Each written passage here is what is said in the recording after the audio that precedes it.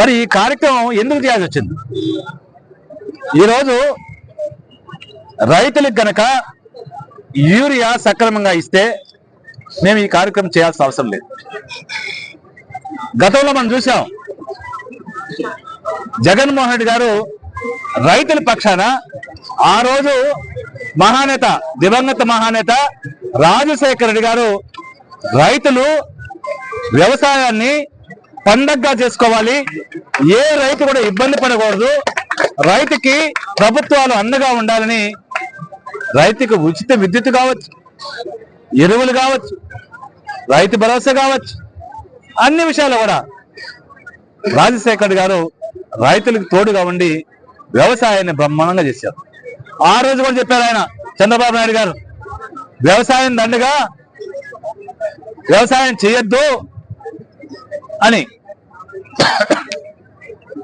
మరి ఆ రోజు కూడా రైతులు ఎరువుల కొరకు, పురుగు మందుల కొరకు రోడ్డు ఎక్కితే గుర్రాలతో దక్కించి కేసులు పెట్టి ఇబ్బందులు పెట్టారు. అయితే మహానేత రాజశేఖర ప్రభుత్వం వచ్చిన తర్వాత రైతులకు అండగా నిలబడి వ్యవసాయాన్ని బ్రహ్మాండంగా చేసుకున్నారు.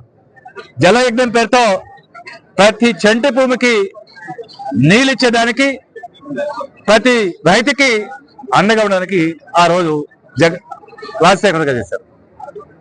మరి 2019లో జగన్మోహన్ రెడ్డి గారు ముఖ్యమంత్రి అయిన తర్వాత ఈ రాష్ట్రంలో రైతుల పక్షాన ఎంత గొప్పగా పాలన సాగించారో రైతు సోదరులందరూ కూడా తెలుసు.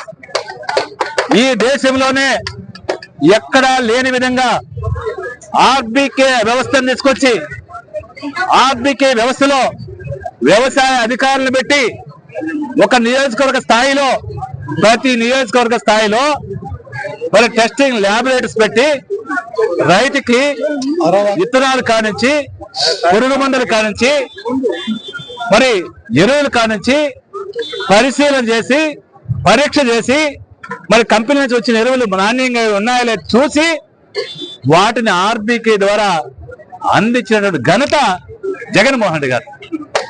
2500 జనాభా ఉన్న కాడ ఒక ఆర్బీకే పెట్టాం.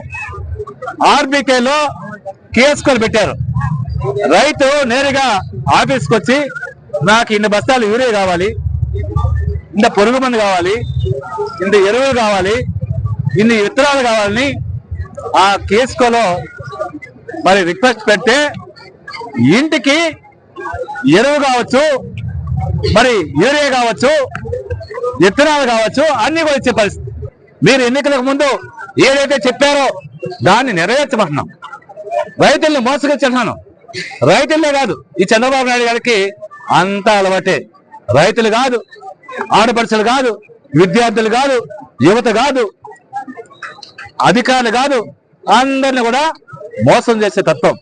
అందుకే ఈరోజు వైఎస్ఆర్ కాంగ్రెస్ పార్టీ మరి రోడ్డు మీదకి రావాల్సిన పరిస్థితి. రైతులు ఇచ్చారు, రైతులకు అందరూ నిలబడే పరిస్థితి. మేము ఒకటి చెప్తున్నాం, ఈరోజు అన్ని ఆర్డీఓలకు ఇచ్చాం. ఇకనైనా మొద్దు నిద్రపోతున్నటువంటి ఈ ప్రభుత్వం మొద్దు నిద్ర వీడి రైతులు పడుతున్న ఇబ్బందుల్ని మరి తొలగించాల్సిన అవసరం ఉంది. అందుకే ఆర్డీఓలకు ఇచ్చాం, వినతి పత్రాలు ఇచ్చాం. ఆర్డీఓ ద్వారా ఈ ప్రభుత్వానికి, మొద్దు నిద్రపోతున్న ఈ ప్రభుత్వానికి కళ్ళుని పంపించి రైతులు పడే ఇబ్బందులు చెప్పి ఏ సీజన్ లో రైతులకు అవసరమో ఆ సీజన్ లో యూరియా ఇవ్వాలి. అదేమైతే ప్రభుత్వం ఇబ్బడిగా యూరియా ఉంది అంటున్నారు. అధికారులు అంటే మాకు ఇంతవరకు అలికేషన్ లేదు, మాకు రాలేదంటున్నారు.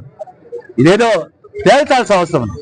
మీరు పంపించిన యూరియా ఎక్కడుందో తేల్చాల్సిన అవసరం ఉంది.